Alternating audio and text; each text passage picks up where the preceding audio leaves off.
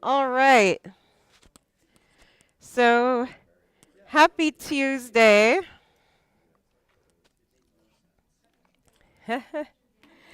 Any questions before we get started on anything? I apologize, I'm already behind on grading, so I don't have your quizzes, but I'll try to do that ASAP. I'm already a little behind, but that's pretty typical. Yeah, I have a lot of y'all, or it's really the Chem 104. I have like 70. Yeah, I'm teaching like 100 students, so. All right, so let's get started though. And so now we're doing chapter 23. Oh, before we dive in, I forgot, we do have an exciting announcement. So this is tentative. I'm still awaiting official approval. Hopefully that gets approved. But dates for the Oregon Cave field trip. So apparently Thursday is pretty popular. So the date proposed is May 12th from the Oregon Caves, which I believe is a Tuesday. Oh, sorry. Don't wait. Just trying to pull up my calendar. So yeah, May 12th is a Tuesday. So just kind of put that tentatively on your calendar. And so like I mentioned, right, we would, it's like what, like a 2-hour, 45-minute drive.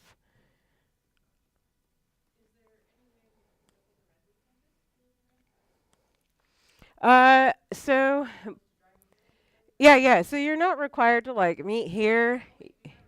Yeah, so you drive yourself. Yeah, that was gonna be the thing that I say is like you're responsible for your own transportation, and if you want to carpool, right, don't tell me about it, type of thing. But yeah, so if you start off at Grants Pass, then you have a much less of a drive to go. But I think it's still like what, an hour 45 or something at least. I'm not sure. But we can talk about all this kind of closer to the date. I'm still like nailing down an exact time. But roughly, I'm kind of thinking, try to meet there around 11 to 11:30 again, right? All kind of tentative to change. So I'm hoping that people don't have like super early morning classes, so then you can devote that time to the drive time. Again, it's quite a drive, but super fun experience. And then typically, right, there's like anywhere from 2 to 3 hours at the cave. So they have an official tour, and then if you want to go off hiking or something too, that's always an option on your own. There's a lot of great hiking trails, and of course, bring a lunch. And again, right, this is in place of class, so we would not have class that day, of course. So we use a lecture and lab time to be at the caves. So does that work for most people? And then again, there is an alternative assignment that will be available.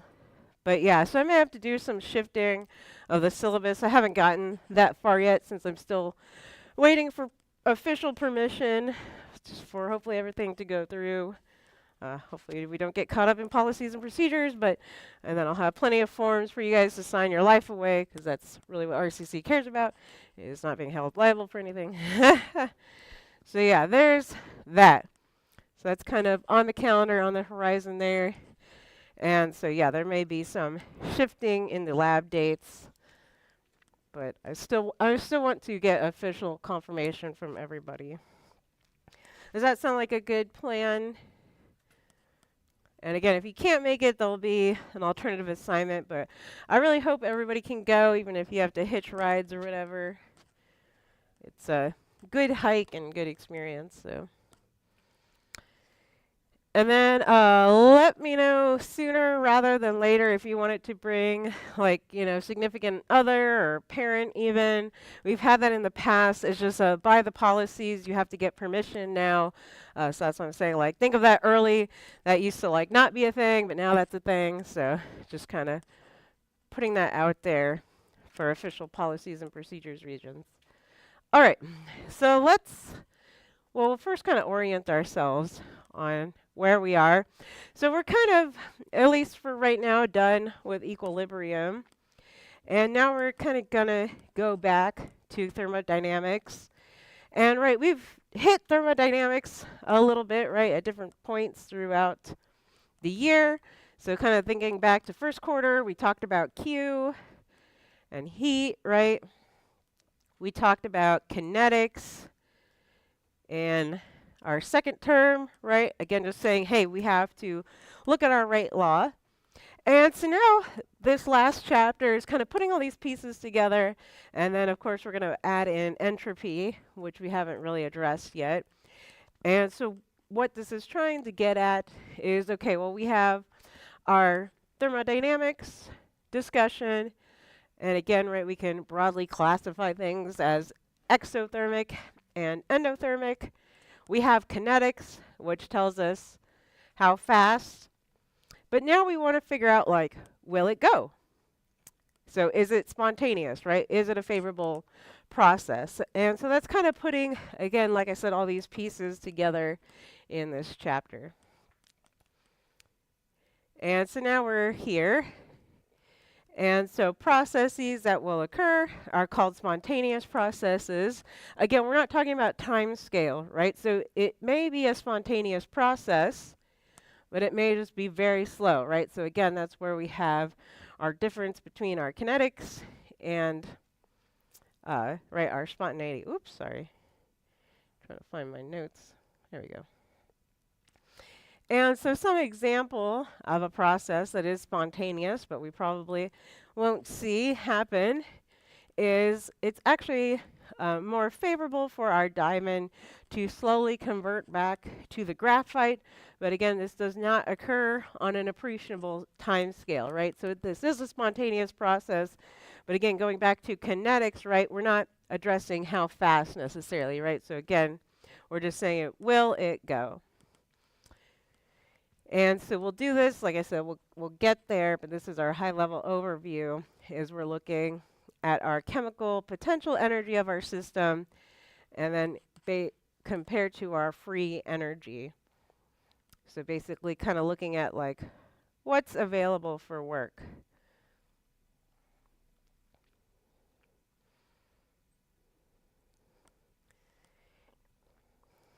And then, right, generally we look at kind of exothermic processes and consider those spontaneous, right? So if a system after our reaction has less potential energy, then the reaction is thermodynamically favorable. And so that's like a term that I kind of throw out there a lot, is I'll say like thermodynamic sink or something like that. And so again, that's kind of what we're referring to. And over time, right, many products kind of go to thermodynamic sinks. And then again, in practice, that just tends to mean like things get oxidized, and that's very thermodynamically favorable. But again, we're not addressing how fast or how slow. So again, I'll just point back to our kinetics chapter. So we have to run our separate experiment. All right, so now we also want to look at whether a process is reversible or not. And so let's look at our statement here. So any spontaneous process is irreversible because there is a net release of energy when it proceeds in that direction. And so a reversible process then will proceed back and forth between two end conditions.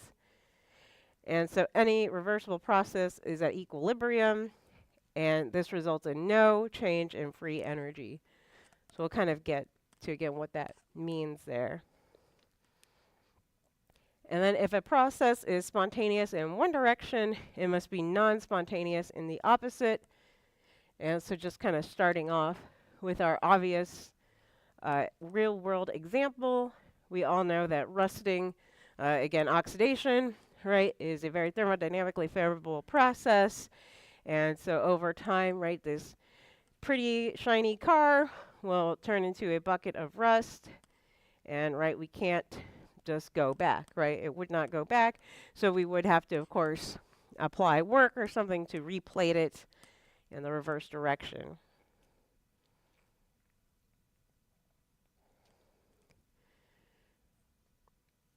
And then, so we have our spontaneous processes occur because they release energy from our system. And so again, usually we're kind of referring to exothermic, endothermic, but we will throw in entropy this chapter. So of course, just a refresher, right? We remember an exothermic reaction is when we go from a high potential energy to a low. Again, I think we remember that. And then, right, there are some spontaneous processes that proceed to where we have a lower potential energy to a higher one. And again, right, we remember that those are endothermic processes. But we'll keep kind of delving into the question of like, will these reactions occur or not? So that's right where this chapter is going. All right, so then, well, what factors determine whether a reaction is spontaneous?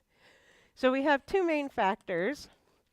So that's going to be our enthalpy change, which again, we've discussed before, right? So I'll just put Q slash, right, exo, endothermic. So heat transfer, that's another. Just again, so we're all on the same page, clearing our cobwebs. So, okay, so we've looked at enthalpy changes before. Think back to the calorimeter, right? So again, measuring what's gaining heat, what's losing heat. Okay, and then the new term that we're going to be looking at is our entropy changes. And does anybody have like a easy definition for entropy? What do we often refer to it as?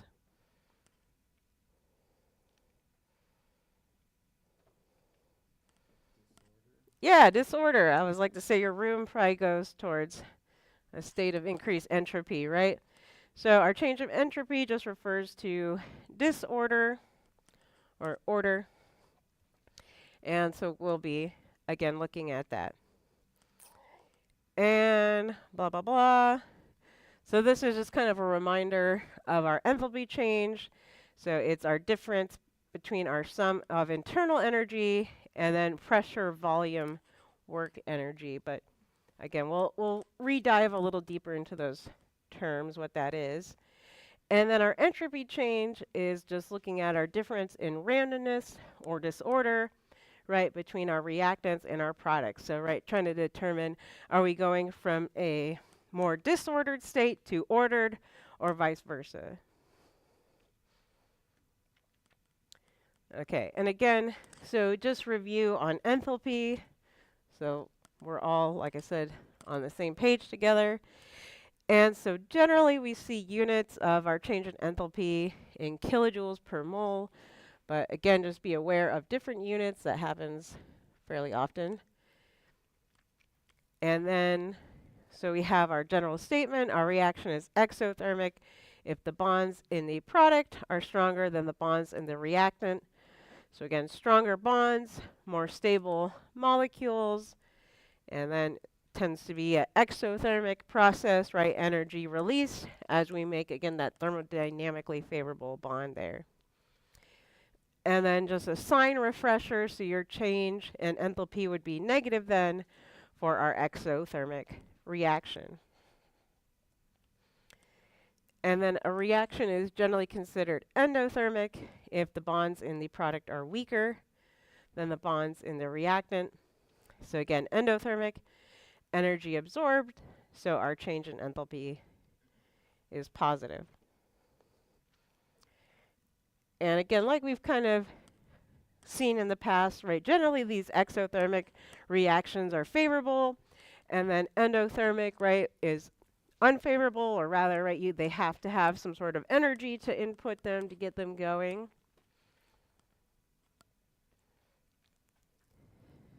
All right, so let's look at entropy and defining it.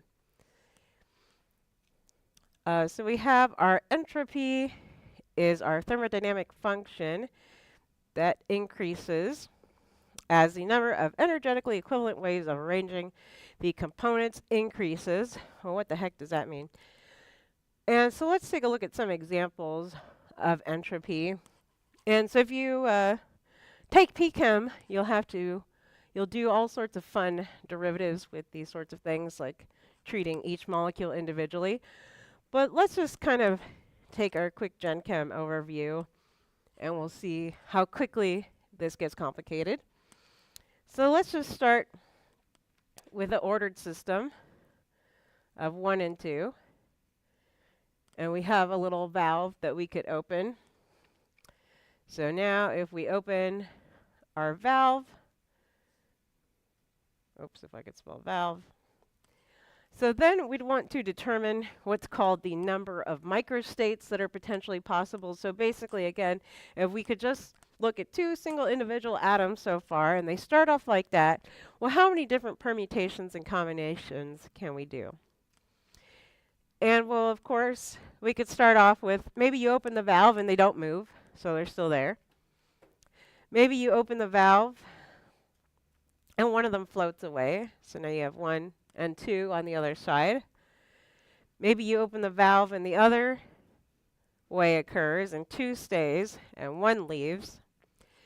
Or maybe you open the valve and they both leave. Oops, 1, 2. So right from 2 little individual atoms, we already have 4 microstates. And so our formula is 2 to the n. And so obviously, for number of microstates. And so of course this gets pretty nasty pretty quickly. So already if we jump to 4 little atoms and try to do the same thing, well, I'm not going to go through all of them, right? So there would be 16 different microstates. And so again, blah, blah, blah. I'll sketch out a few, but we could have 1, 2, 3, and 4 leaves. I forgot to do the stationary one. 1, 2, 3 leaves. So, et cetera, right? So you can knock yourself out if you're really bored and come up right with every permutation combination, but there should be 16 of them. Okay, well, all that is to say is obviously the more atoms we get, the more entropy, right? The more microstates we have, the more disorder can happen. And so we have this formula.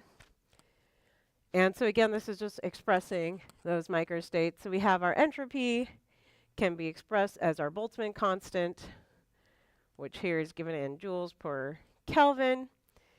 And then W is the number of energetically equivalent ways our system can exist. But we probably won't look at this formula too much, right? This is, again, just showing us there are a lot of different microstates.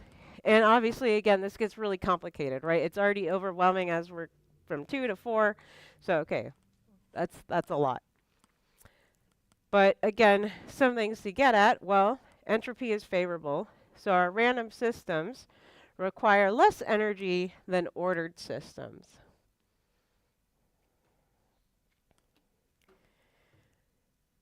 And so we want to just think about entropy in our real life terms.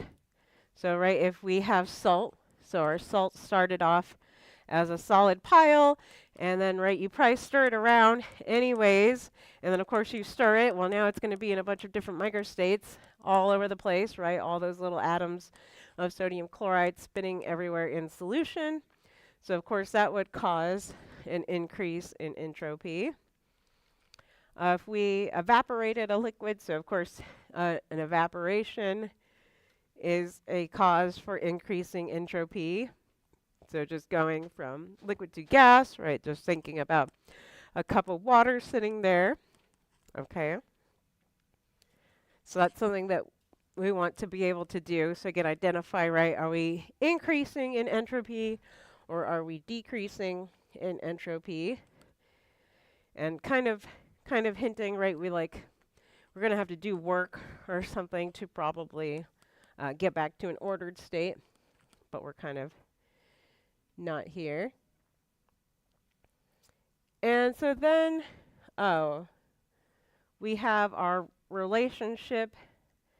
So we can express our entropy as a relationship of Q over our temperature. And then, of course, we'll also quantify our change in entropy, right? Our entropy final minus entropy initial.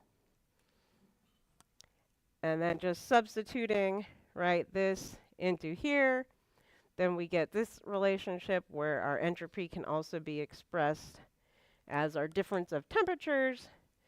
And then we have a different form of that where, again, it's just our difference in temperature. And so let's kind of look at what this is saying. And so looking at, again, big picture ideas.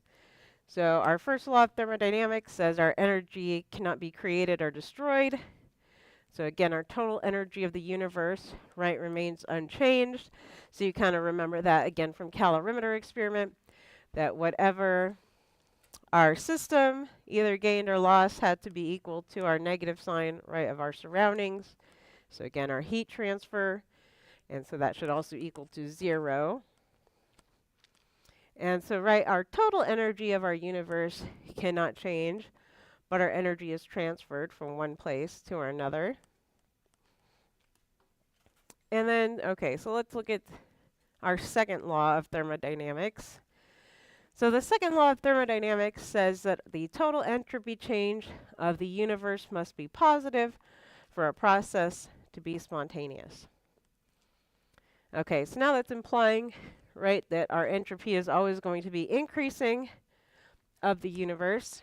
That's also saying that if we do have a reversible process, then our change in entropy is 0. So that's kind of important. I would at least star that point. So if it's reversible, right, we don't have a change in entropy.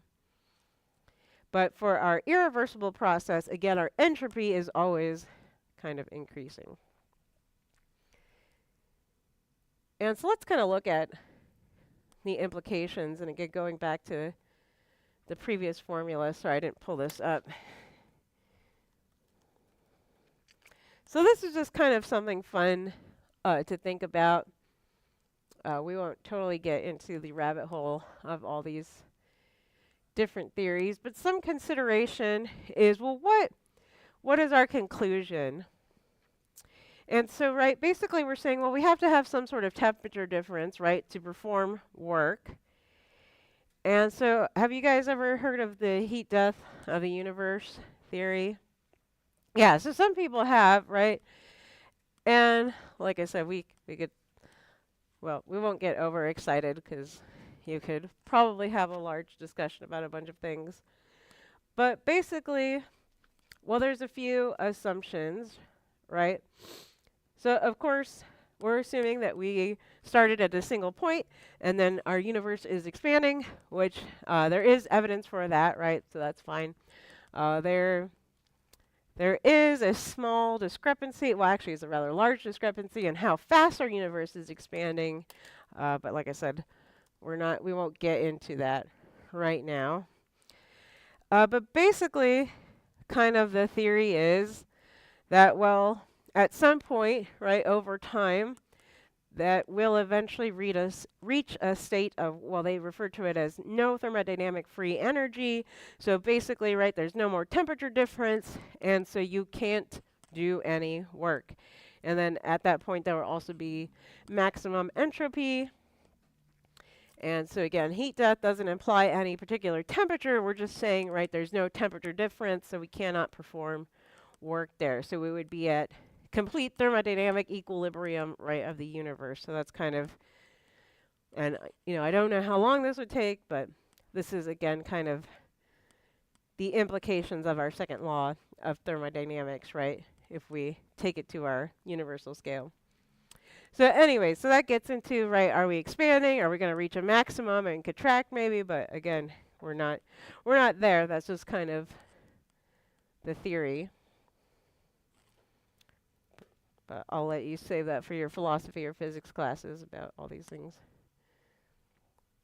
Yeah, I was going to say you could also get into the Hubble constant because that's the issue, that there's a difference depending on how they calculate it, on how fast it's expanding. But anyways, that doesn't matter too much for our purposes. So again, right, the main thing that we need to take away is our entropy of our universe is always increasing. And again, reversible process does not have our change in entropy.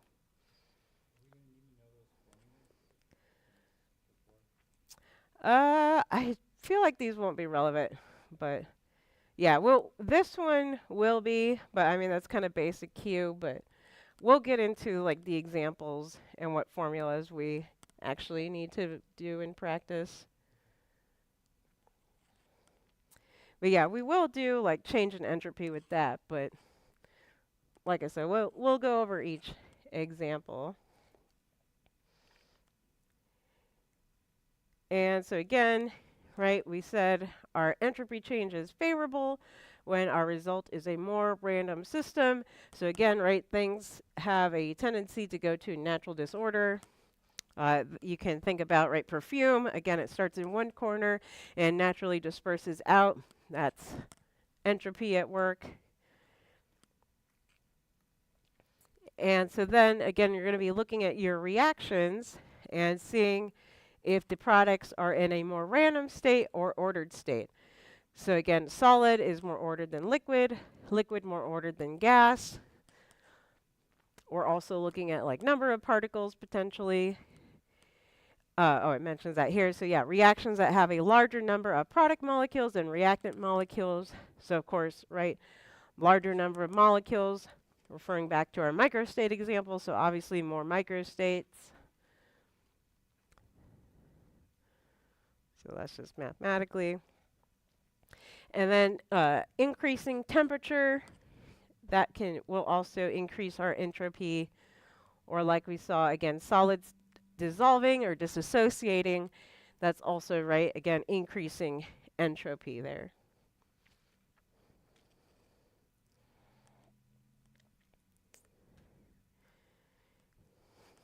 And so again, just kind of a reminder here, just kind of reiterating. So we have our heat flow, right, temperature 1, temperature 2. Hopefully this is insulated from our surroundings. And so now we're just going through this.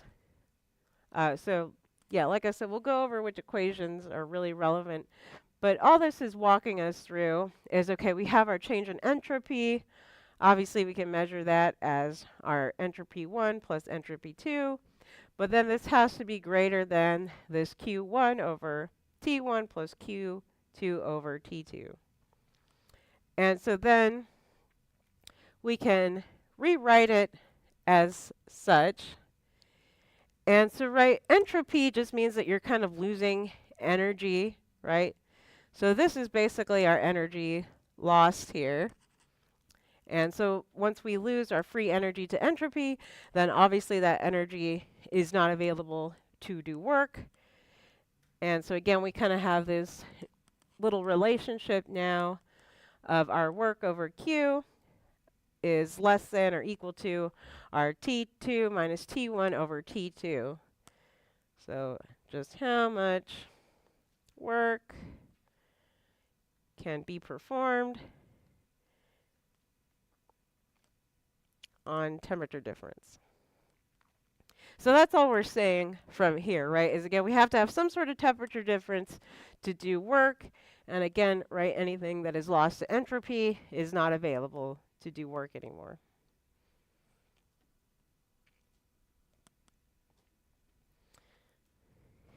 And so like we've kind of been hinting at, so our entropy change is proportional to our amount of heat lost or gained.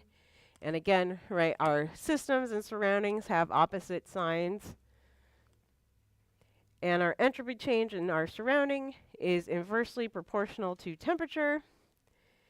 And so at a constant pressure and temperature, we have this overall relationship of our change in entropy is equal to our negative change in enthalpy of our system over our temperature. And so this one, I think, is probably your more relevant form of all these equations that we've seen. So I'd kind of star circle that one. All right, but let's, like I said, let's start simple first. And so let's just predict our change in sign for the process. So take a few minutes. So we have gas to liquid. We have carbon dioxide subliming. We have 2 moles of gas becoming 3 moles of gas. So take a few minutes. What's our change in entropy for each one of those processes? For your system, yeah. And then just a sign. So positive, negative.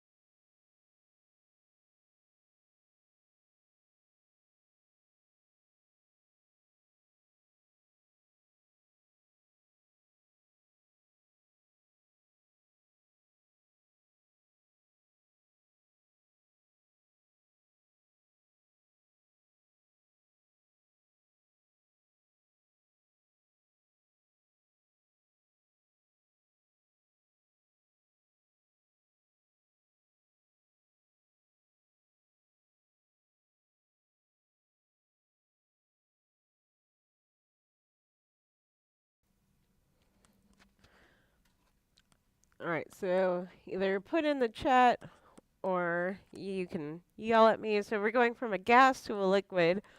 What's our entropy change?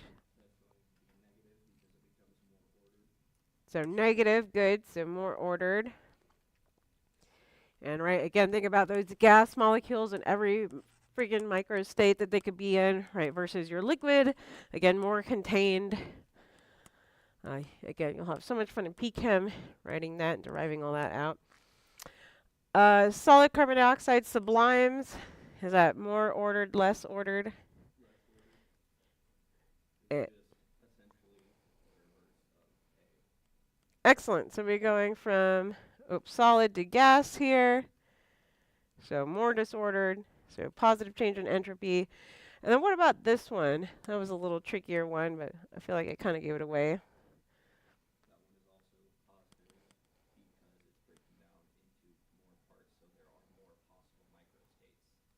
Excellent. So we have 2 moles versus 3 moles. So yeah, more microstates.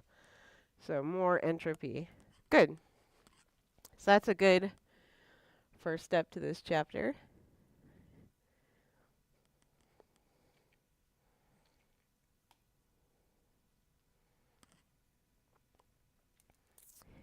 And so again, we're kind of back to this form. I think we've seen this again. So just our entropy of fusion then would be equal to our change in enthalpy of fusion over that temperature of melting. So again, just relating those different points, which right goes back to what we had kind of generalized, that our change in entropy is again related to our Q over T. And so same thing, right? You could start to quantify it, that our change in entropy for vaporization, same thing. You plug in your change in enthalpy for vaporization over your temperature boiling. Again, just kind of connecting the dots to some of our previous chapters, right? Remember, like fusion for melting. Remember, so each substance has a heat of fusion, about how much energy it takes to do your melting. Same thing with vaporization. So just, again, kind of showing that relationship. Temperature boiling here. And then, again, just a quick reminder that if we were looking at sublimation, as we stated, I want to say this was last quarter, that's equal to our delta enthalpy of fusion plus our delta enthalpy of vaporization, right? Since sublimation is solid to gas, so it's just basically those two processes. And so then, right, you could write your relationship for your delta S of sublimation if you needed that.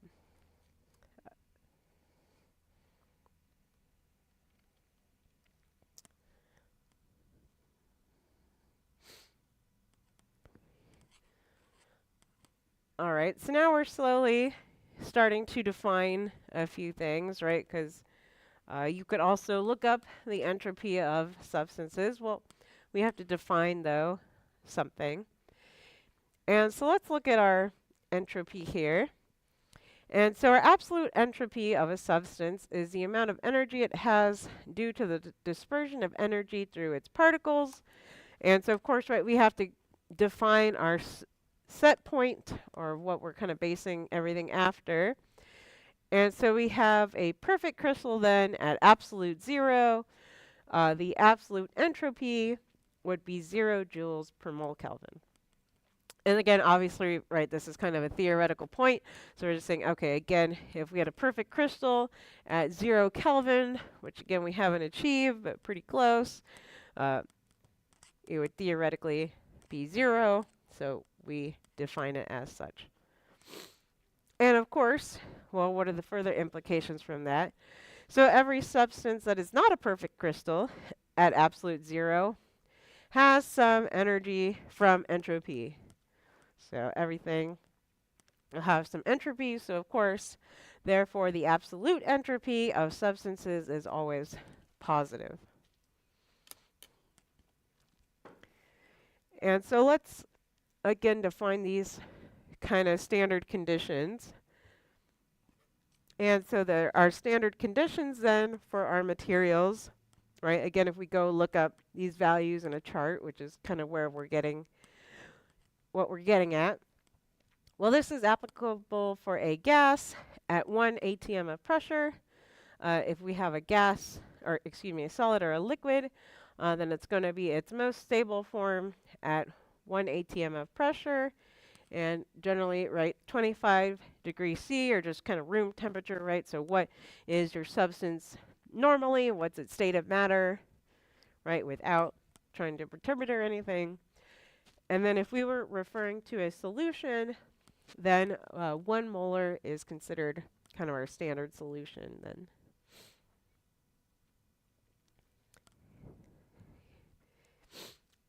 And so this is one way to find the entropy of reactions. So, right, you could go to your textbook, look at your standard change of, or your standard entropy values, just like you do for enthalpy, right? So we can do the same thing for enthalpy. I think we did that before, either first or second quarter if we think back. And so this is the exact same process, right? And so we find, again, we expect our change in entropy of our system to be positive, since we said, again, things tend to be spontaneous or 0. And again, it has to be favorable for our process to be spontaneous. And then if we do have a process where our final condition is more ordered than the initial, then our system will be negative, and the entropy change is unfavorable. Now, this isn't saying that it won't happen. So we're still like not there yet, right? We haven't quite answered the question of will this reaction happen or not. We're just saying that this entropy change is unfavorable. And so again, this should kind of look familiar, hopefully look like our change in enthalpy.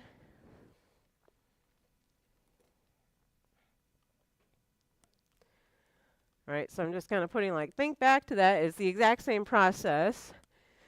And so again, right, you look up your standard absolute enthalpies, and just like before, so remember the what this is telling us. So right, we take the sum of the entropy of all our products, multiplying it by the number of moles, right? So that's important.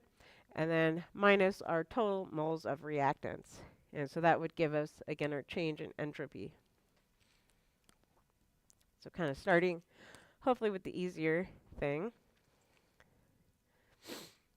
Blah, blah, blah. And then, so we'll look at a chart in a second here. But you do want to pay attention to the particular state, or allotrope if it's relevant, or if it has some sort of complexity, shape, geometry, mass, right? Like if you have hydrated versus not, or, I mean, I don't think we would see this, but that could be relevant, right? Our degree of dissolution. There we go. That's what I was looking for. And so I'm sure your book has standard entropy values. You can knock yourself out looking at entropy values kind of anywhere. So this link here is at least a more complete table.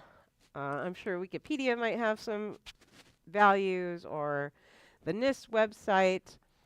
And then again, any page that you pull up, make sure that the units are what you expect them to be.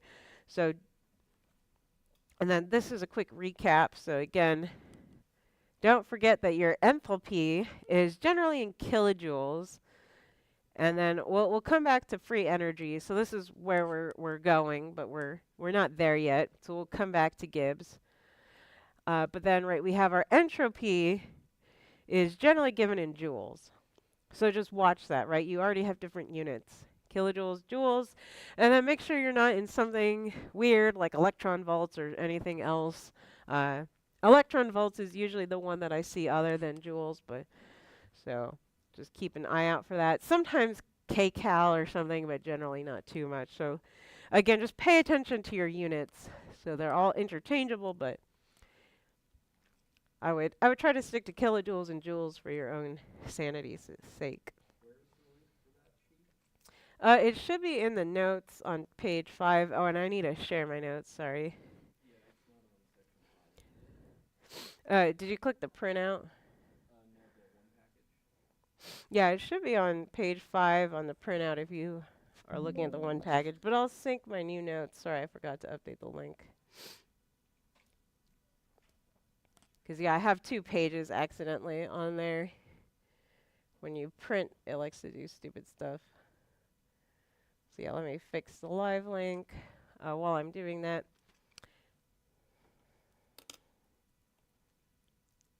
Oops.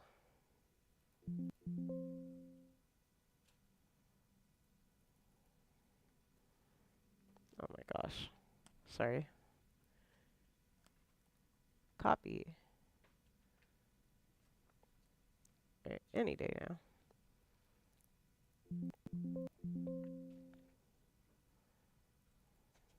Paste. All right, now that link should be fixed. And so again, we're just kind of appreciating the values for now. What we said, so just starting with aluminum. So again, everything is kind of positive. Well, that's weird that this is a negative value, but. And then we have solid substances, gases. Let's look at carbon. I'm trying to find something with an allotrope. Like, here we go. So we have carbon, right? So we have graphite versus diamond. And so pretty small entropies. So, yeah, it looks like things in solution tend to be negative. Chlorine gas. So again, just pay attention to the states. They should be, though, right in their standard state, so elemental state. So that's the main thing, is just watch out for the allotrope. So here's, again, different forms. So whether it's like magnetite or hematite formations, right? So if you're looking at specific rock formation geometries. So that's all. So again, just a large table of values. Yay.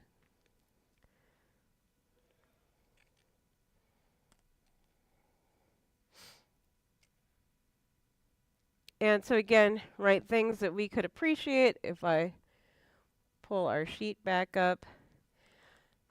So our gas state has a larger entropy than our liquid state. So they have that example of water, a bunch of hydrocarbons. I was trying to find other examples. Here's acetaldehyde, right? So we have it in our liquid and gas form. So different entropies. So again, just pay attention to the state. That's all we're, again, emphasizing. And again, appreciate our general trends. So our gas is a larger entropy. So again, that's what we expect. So kind of other, obviously a much smaller list of entropy values, but again, just kind of appreciate it, take it in for now. So just kind of looking at the relative entropies, so right, solids are generally lower, and then we have liquids, and then gases, again, tend to be the highest, but and then other trends, so our molar mass would also make a difference. So the larger the molar mass, the larger the entropy. So just appreciating that through our noble gas trends, so all inert gases. And then again, xenon has the largest entropy. Allotropes, like we'd already mentioned, so we already pointed out, are diamond versus graphite. And so again, just whichever one is the more constrained structure has the lower entropy. So our diamond, right, is more ordered versus our graphite, but again, not thermodynamically favorable ultimately. And so it mentions, of course, right, our graphite. So going back to why we can write with graphites, of course, they're less bonded. We mentioned, right, you have your sp2 carbons, and then they have pretty weak intermolecular reactions between your two sheets. So that gives your graphite, right, a slightly higher entropy. Okay, this is probably a good spot to take a little break. So let's take our 10-minute break so we can come back at noon. We'll keep looking at our formulas, of course.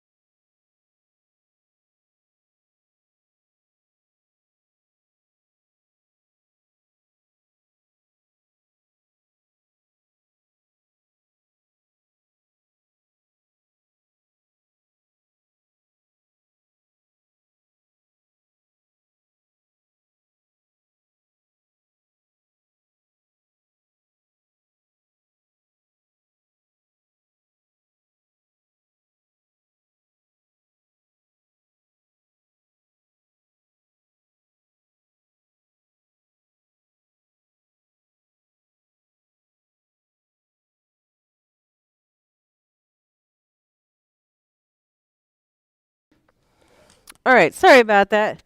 Had to get some batteries.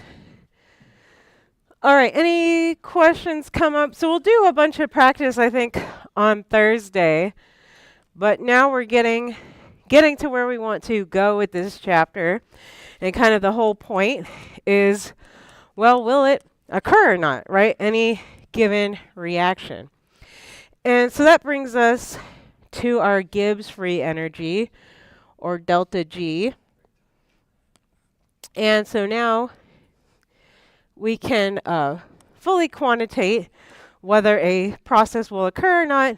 And so our definition is a process will be spontaneous when our delta G is negative. So probably star that, right? Big X. So okay, so we're looking for a negative delta G to again be spontaneous.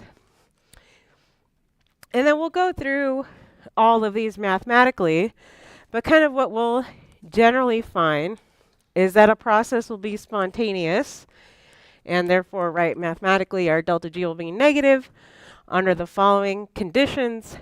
So of course, if we have an exothermic reaction and then our entropy is positive, right, so that's exothermic, more chaos, so right, both of those are very favorable conditions. So that means that our reaction will occur. Again, we'll go through the math in a little bit. We could also have a process where our change in enthalpy is negative. So again, another exothermic reaction.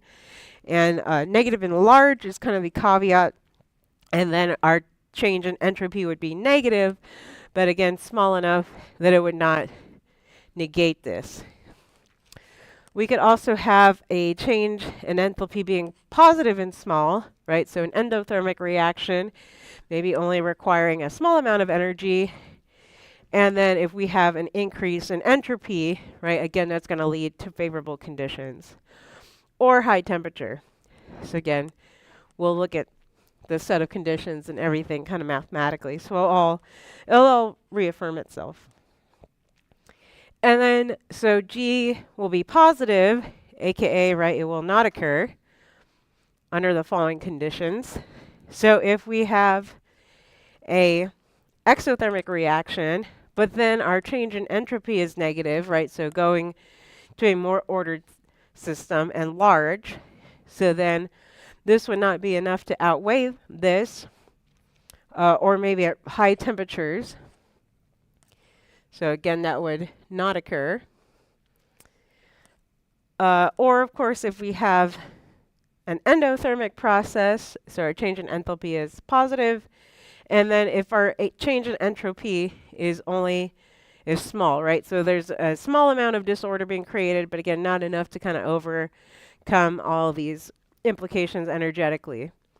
Or again, kind of low temperature conditions.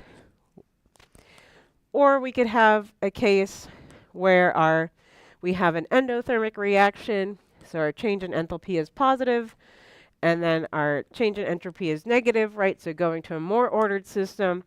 And so these conditions, we would never expect anything to be spontaneous. And then, I guess I lied. I said we were done with equilibrium, but I forgot we will kind of touch on equilibrium just a tad. And so when our G is equal to 0, then we have a reaction at equilibrium.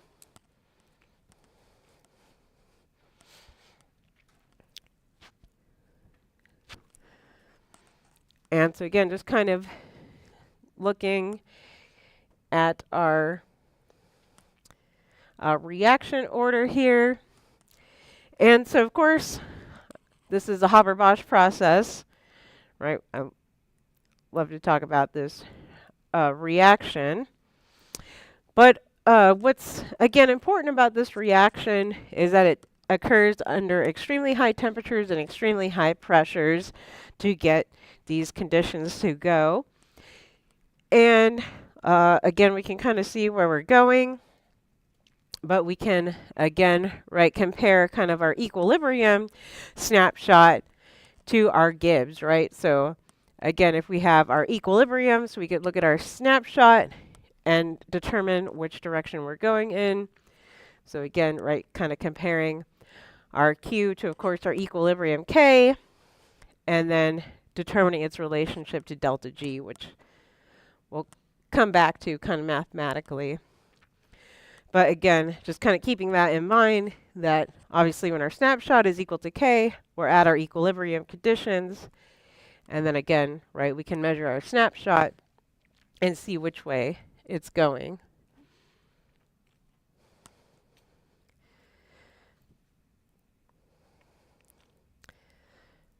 All right, so then we have this relationship.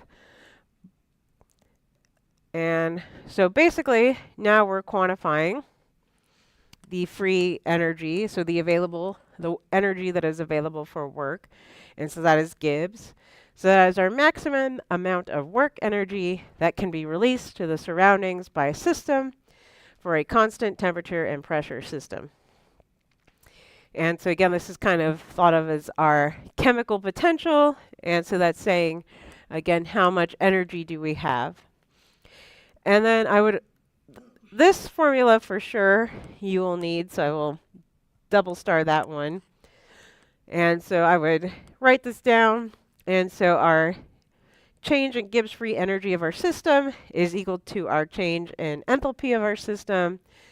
And then this minus sign tells us, if we go back to our words, well, actually we have a chart that kind of breaks it down a little easier. But now we can see mathematically how this is all going to tease out, right? So then we take minus our temperature times our change in entropy. So there's our factor for temperature, right? Where we're saying this may occur under low temperature conditions, maybe occur under high temp conditions. So again, that's where you quantify that.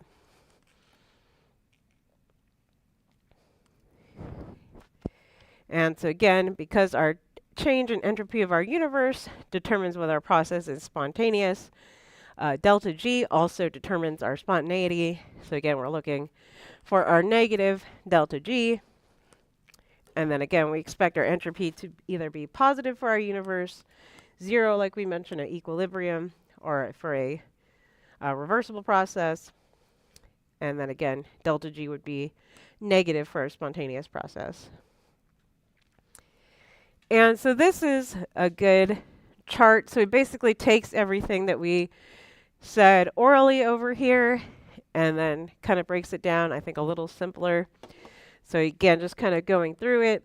So exothermic reaction with more order, right? We expect that to be spontaneous throughout our entire range of temperatures. So again, you can kind of plug that in mentally and see how that's always going to give you a negative delta G. And then just an example of something that follows that. So this breaking up of our dinitrogen oxide to N2 and oxygen. So that is a process that's exothermic and again creates more disorder, right, as you go from 2 to 3 molecules. Then we have kind of our next general scenario where we have an endothermic reaction and then more ordered, right? And so that would be something like our oxygen gas forming ozone. And so we expect that to be fairly non-spontaneous at all temperatures. Oh, and then we can have, right, processes that occur at low temperatures that are spontaneous. So such as, right, our ice or ice freezing, right? So water freezing. So of course we can see that causes more order, right? So negative change in entropy. And then we do have, it is formally exothermic, right? But again, it's only going to be spontaneous at those low temperatures. And then at those high temperatures, and then, right, we can just think about this from a practical effect. Well, you're not going to have ice freezing out at a high temperature, right? You know that it has to be at a low temperature. And so that's kind of what this is implying, right? So it's not going to happen at our higher temperatures. And again, we'll mathematically quantify all this.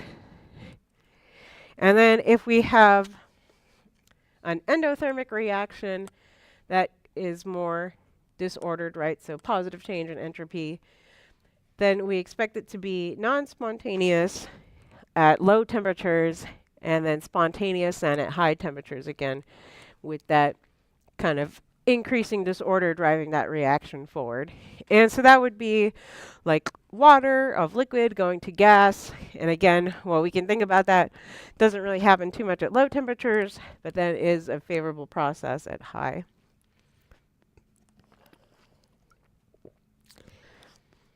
All right, so let's look at this. And so now we're looking at our reaction here. So this is carbon tetrachloride, decomposes to make graphite and chlorine gas. And so we could go through and calculate all these separately, right? Like if and I mean, this could happen on an exam, right? I could say, well, find your change in enthalpy, which you could get by doing your products minus your reactants, right? That should give you this value. You can do the same thing for entropy, products minus reactants, to give you this number. And we can always go back and do that.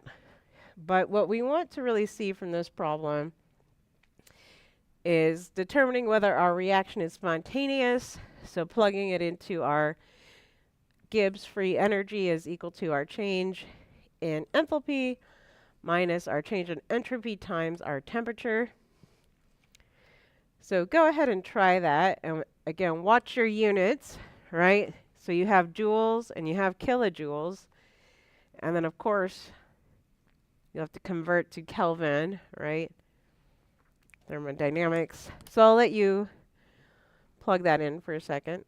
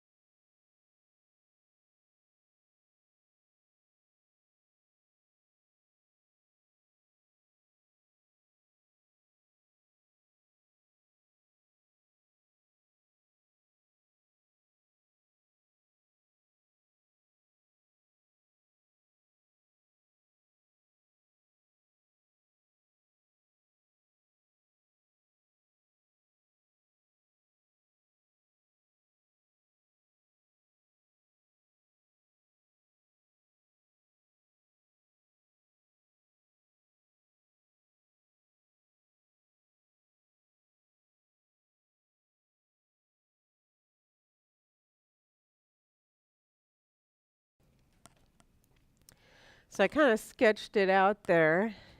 And again, right, watch your units. So I converted this to kilojoules. So that's why I wrote 0.1422 there, just so I'm in the same units. And then, of course, converting this to Kelvin. And so what do we get for our Gibbs free energy?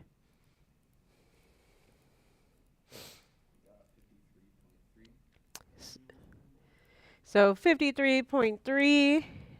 And so now looking at that number, is that spontaneous? So I see some no's, right?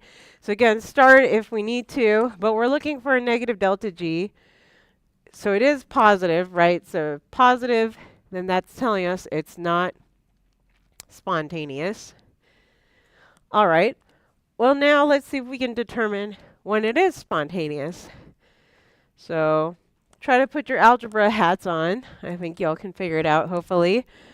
But what would be our setup, right? How do we determine this? And then what temperature, if any, is it spontaneous? It would just be delta H minus X times R delta S, and then you solve for X. So good. So, okay, so I'll at least sketch that out. So can we determine that, or write taking a step back, so we're looking at this point of 0. So I'll let y'all solve for that for a second.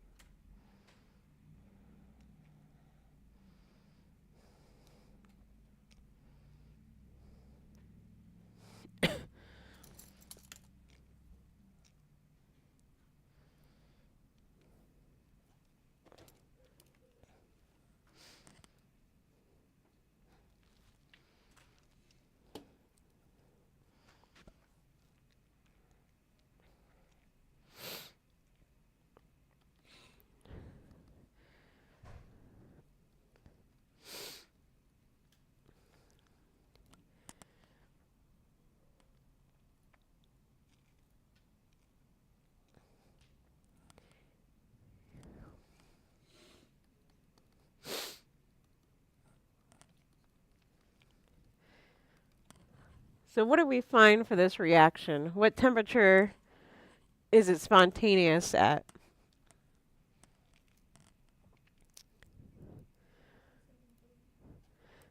So you said 673?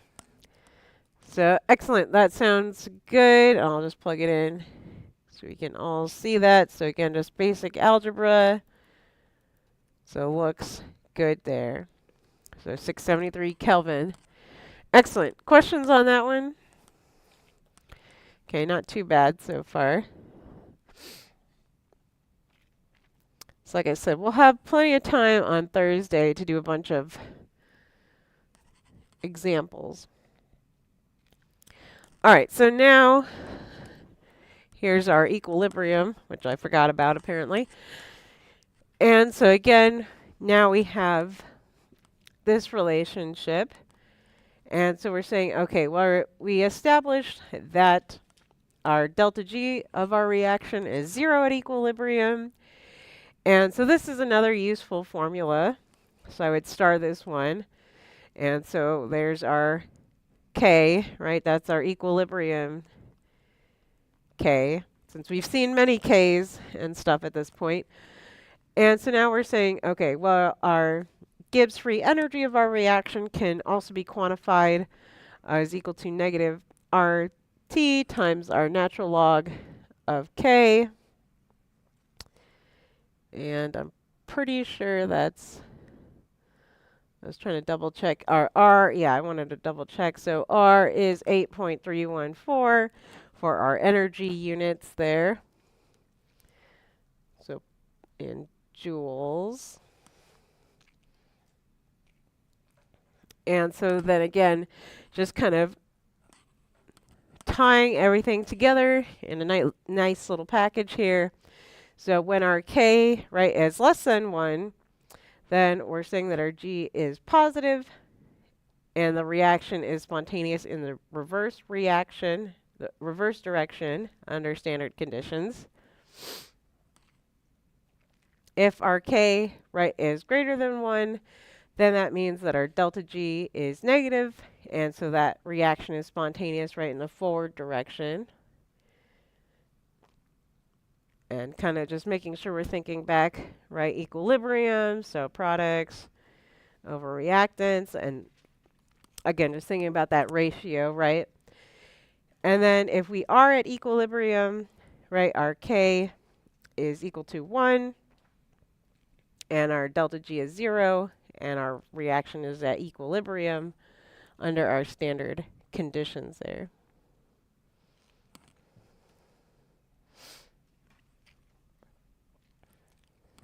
And so again, just kind of going through, if our snapshot is greater than our equilibrium, right, then our reaction is going to go backwards. If our snapshot, right, is less than our equilibrium, then we're going in the forward direction and it's spontaneous. And then again, once we're at equilibrium, well then, right, we're at our equilibrium conditions there.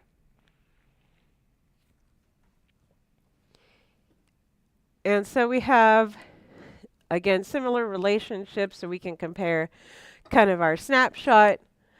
And again, right, it works for either one of our values. So whether we've looked at formally our Kc, right, so this is more formularity. So again, we can take our snapshot and determine our Gibbs free energy. It also works, so this is just showing the same formula for our partial pressures. So we can treat them, right, the same. So that's all that's really saying. So again, depending on our relationship. So again, same sort of issue. So again, right, if our QC is greater than 1, then it's going to be going reversed. And so we have our delta G is going to be positive, right, because it's formally going backwards. So positive, so non-spontaneous in the forward direction. And then, of course, again, if it's less than 1, the implications is that our delta G is negative. So again, forward, it's going forward. And then again, equilibrium, we're at 0 there.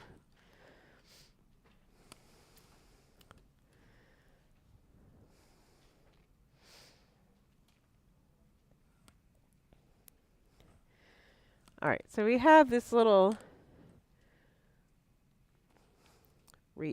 reaction here. Sorry, that's kind of small. So we're looking at this dimerization, or going back and forth. So we've seen this guy before. So dinitrogen tetraoxide can decompose to its monomer form of 2 equivalents of nitrogen dioxide. And so we want to find our equilibrium constant. But first, right, we need to find our delta G of our reaction, which I'm hoping that you guys can puzzle out. So it's the same sort of formula. So our sum of our N of our products of our delta G, or excuse me, Gibbs, minus the sum of our reactants of Gibbs. So start with that. You're given your Gibbs free energy here, but then kind of going back, if I can find it now, where'd it go? So obviously if you were not supplied that, or you're doing book problems, right? Oops, I closed it. So of course, right, you can refer to any standard table. So it should be the same values. So N2O4, let's see how off they are. I'm always curious. Of course, trying to find them. So N2O4. So here they have a Gibbs of 97.89. So pretty close, but again, right, expect minor discrepancies. So that's totally fine. So if I don't give the values on an exam, which I probably will, but, and then where's NO2? So they have a value of 51.3. So right, that one matches, but I'm just kind of making you aware, right, there might be small discrepancies there. So see if you can do that first part. So I'll let you at least try that. And then if you're feeling confident, right, you can of course do the next step, which is trying to plug our delta G of our reaction to get our equilibrium into that negative RT ln K. But let's just try to start with this first.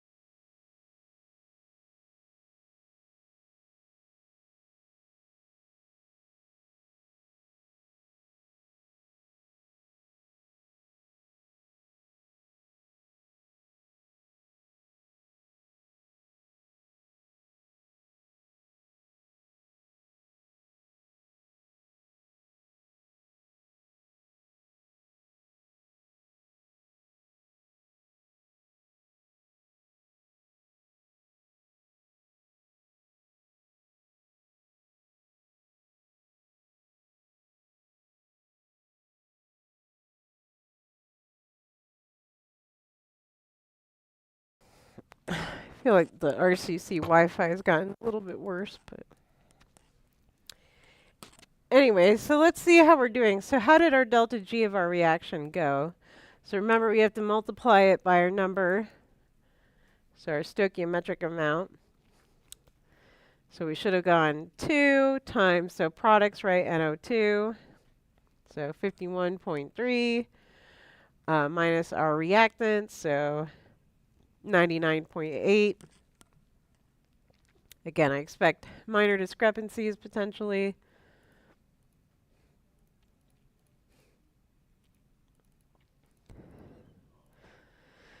So then did we all get a change in our Gibbs free energy of 2.8? So here's some yeses. So 2.8. And again, that's kilojoules. And so now we want to figure out, again, our K.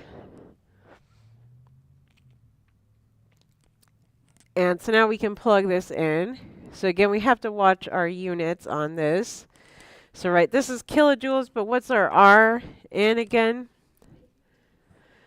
So, and then what are the units on that? Do we remember?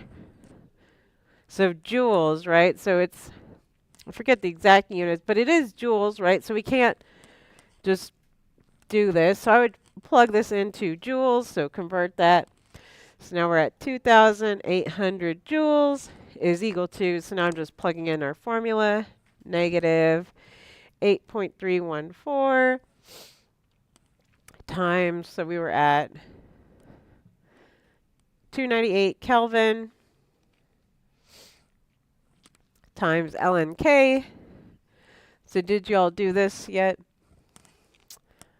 So I'll give y'all, so punch it in, let me know what you get.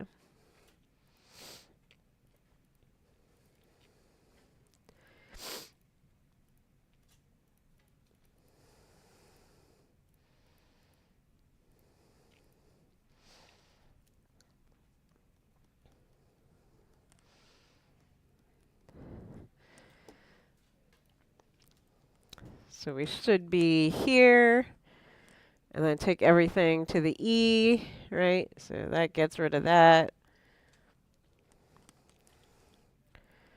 Then where's my E button? E.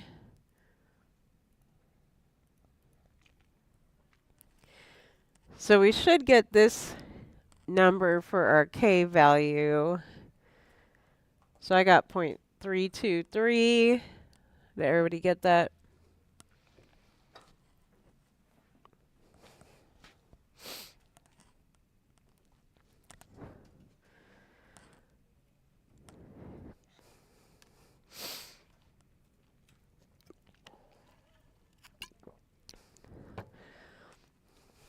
This look good? I'm just making sure everybody got it. We algebraed, right?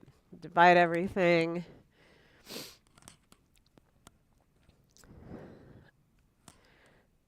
Questions, good? Okay, just making sure. I don't want to move too fast either. And so now we get to more fun stuff. So we have different forms of these equations. So we have y is the equilibrium constant, temperature dependent. So we have these two equations, right? So we were given that our Gibbs free energy is equal to, right, our enthalpy and our entropy and temperature relationship. Then we related it to our equilibrium constant. And so then they just have it kind of rearranged for K here. We probably won't use this form of the equation, at least not that I can think of at this moment. But this would be giving us our equation in our form of y equals mx plus b. So we have 1 over t, right, for our x there, then our b. And so what that's saying is our graph of our natural log of our equilibrium versus our inverse temperature should give us a straight line there. And again, if you had to do this like in lab or something, you would have this is our slope, and this is our y intercept. Now, that being said, this is not the most useful form of the equation for most of our practices.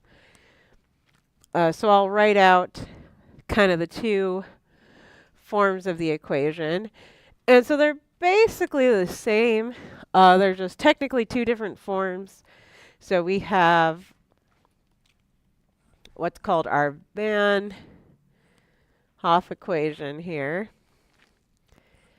And so this is basically our 2-point form.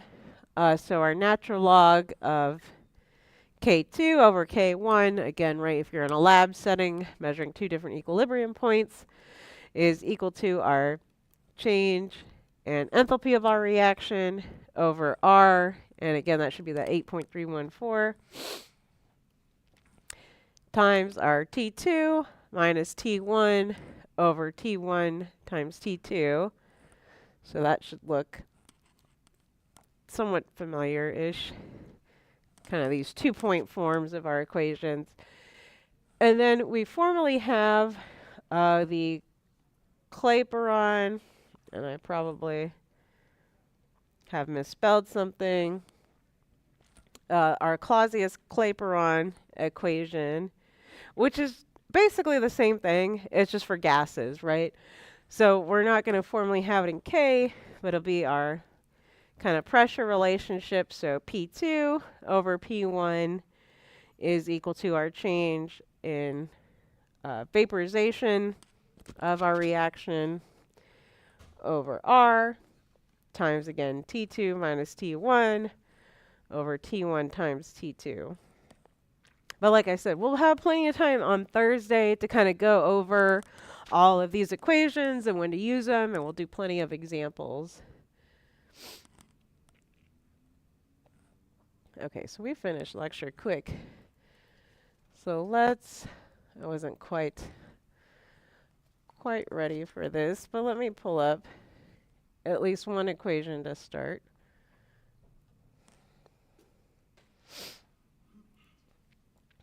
Kind of flew through those notes. So again, I do love your book. Your book is, right, a super valuable resource. And again, it's not going to be promoted because the author is dead, but I will certainly continue to use it. So let's look at our first example here. So we're looking at, looks like we have our weak acid, right, nitrous acid. And just looking at our dissociation reaction, right, our Ka. So hopefully this looks familiar. So we have our nitrous acid plus water, of course, right, just makes hydronium in solution. And then also our nitrite anion. And so here's our Ka, obviously related to pKa. It's just trying to connect all our dots in our head. And so our Ka, I apologize for the fuzziness. I hadn't prepared all our examples yet. So our Ka is 5.6 times 10 to the negative 4th molarity at our 25 degrees Celsius. And so let's start off with calculate our value then of our delta G for our reaction.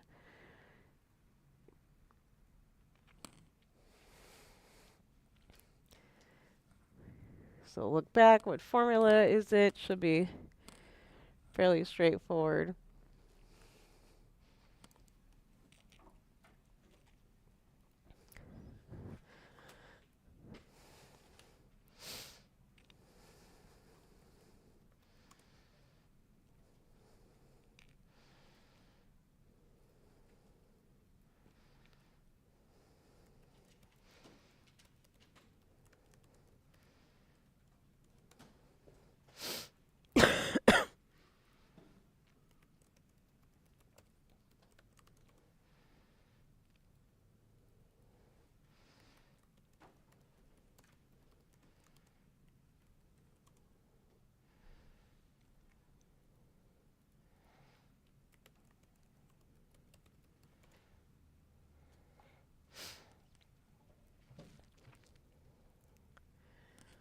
So what formula do we need for this one?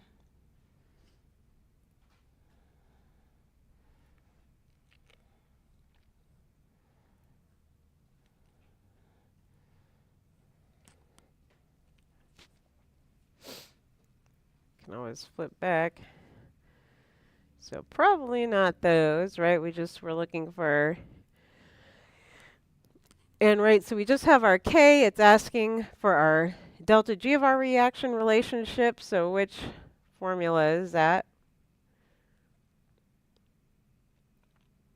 So right, this one right here. So then we can plug that in. Maybe y'all already did this. So if you already did it, feel free to shout out what we got while I write it all out for everybody. So delta G, so negative RT ln K, so 8.314. What temperature were we at? 25, so 298 Kelvin times our natural log of 5.6 times 10 to the negative 4 here. So let's punch this in.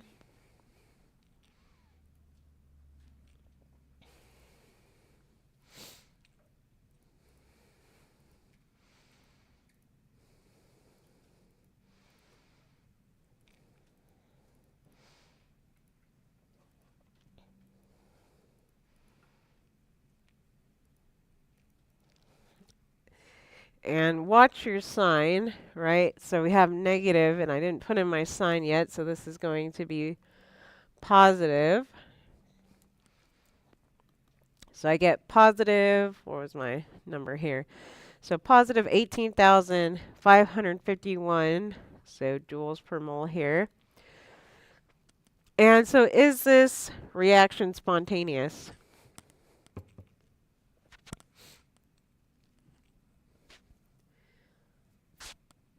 So I see some no's, right? What does our sign have to be for it to be spontaneous? Negative, right? So we have a huge positive value. So, okay, right now it's not spontaneous. And again, just kind of saying, right, it's not going to move forward under these standard conditions.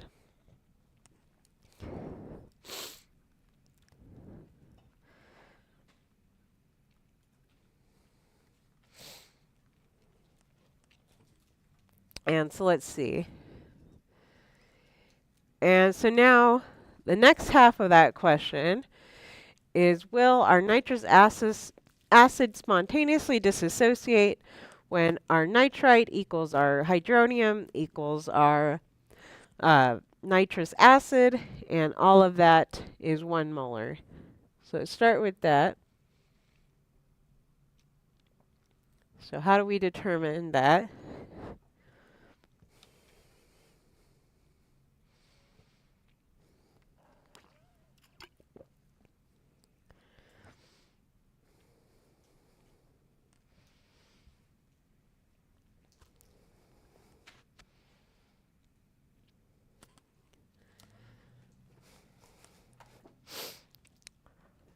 So think about what this is asking, right? What should you know how to solve right now? And then what are we kind of comparing it to, right? Kind of hint over here with these relationships, right? Trying to help us determine where we are based off of our K, right?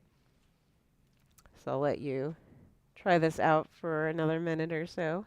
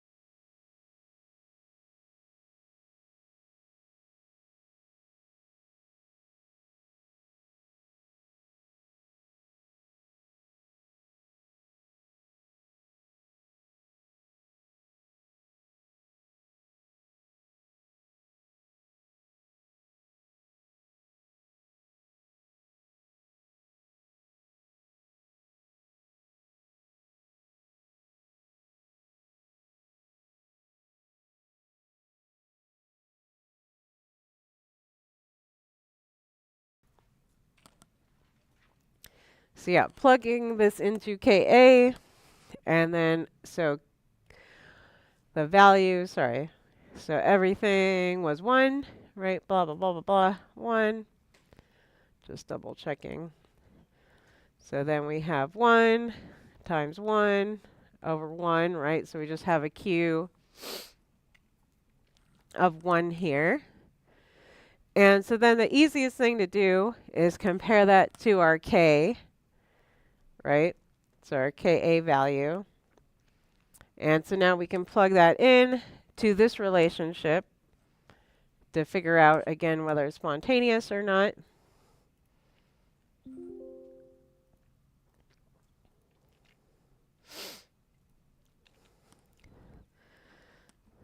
So then our Gibbs free energy of our reaction is equal to RT times our natural log of Q over K. So then for our first set of conditions here, let me make sure I didn't drop a sign. So first set of conditions, so again, R 8.314 times, we're still at 298. And then our first one is our natural log of 1 over 5.6 times 10 to the negative 4. So I'm kind of expecting it to not be spontaneous, but let's see.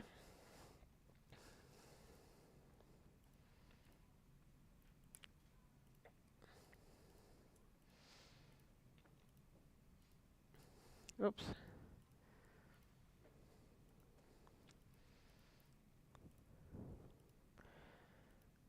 Okay, so I can already tell, right, this is going to give me a pretty large and positive value. All right, so looking at that, so plugging it in, right, we get our large Gibbs free energy value. So again, it's positive. So not spontaneous. But now let's try it again, but now under these conditions, right? So what if our nitrite and our hydronium concentrations were only 1 times 10 to the negative 5 molarity, and our nitrous is 1 molar. So repeat the process. So Ka, sorry, I'm just rewriting everything for everybody. So repeating our process with our different snapshot here. So now we have 1 times 10 to the negative 5th, and then squared, right, because we were just given the concentration over 1 molar to get our new Q. And good opportunity to practice our mental math. So 2 times negative 5. Yeah. Yeah, got to keep yourselves a little sharp on that mental math for your own sanity's sake. And so now plugging it in. So our Gibbs. Oops, sorry. My G got super ugly somehow. So is equal to, I'll rewrite it, RT ln Q over K. So we're still at 298. And now we're taking, though, our natural log of 1 times 10 to the negative 10 over 5.6 times 10 to the negative 4. So let's see what this gives us now.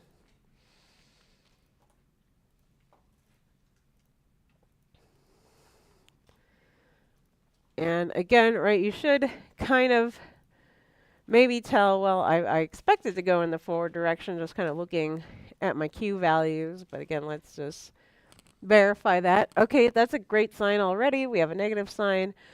So let's just figure out what's our magnitude here.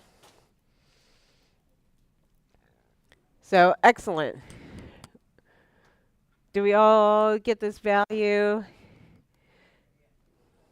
Oh, sorry, yeah. I'm probably overexcited here. So negative 38,000,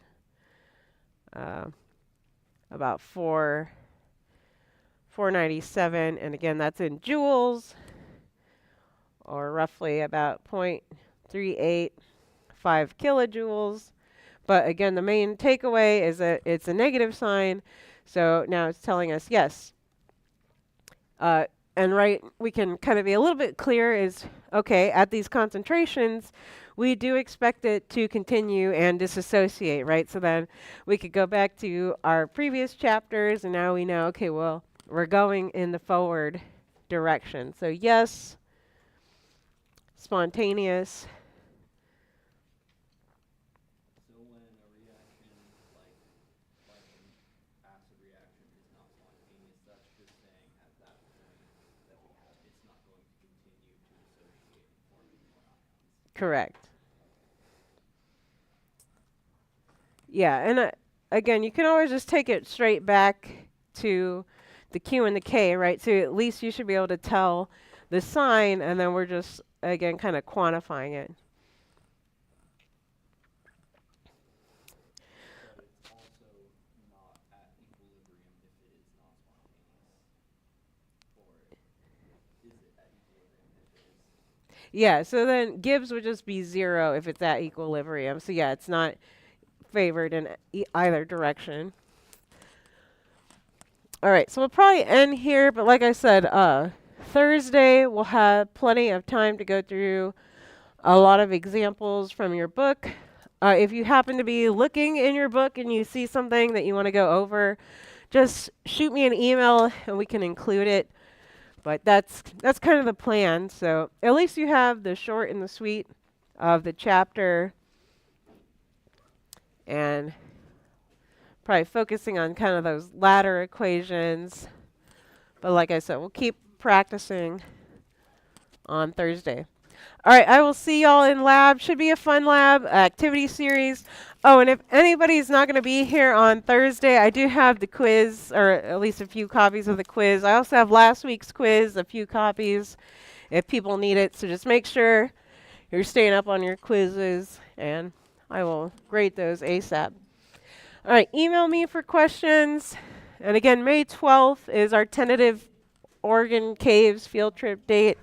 So pencil that in on your calendar.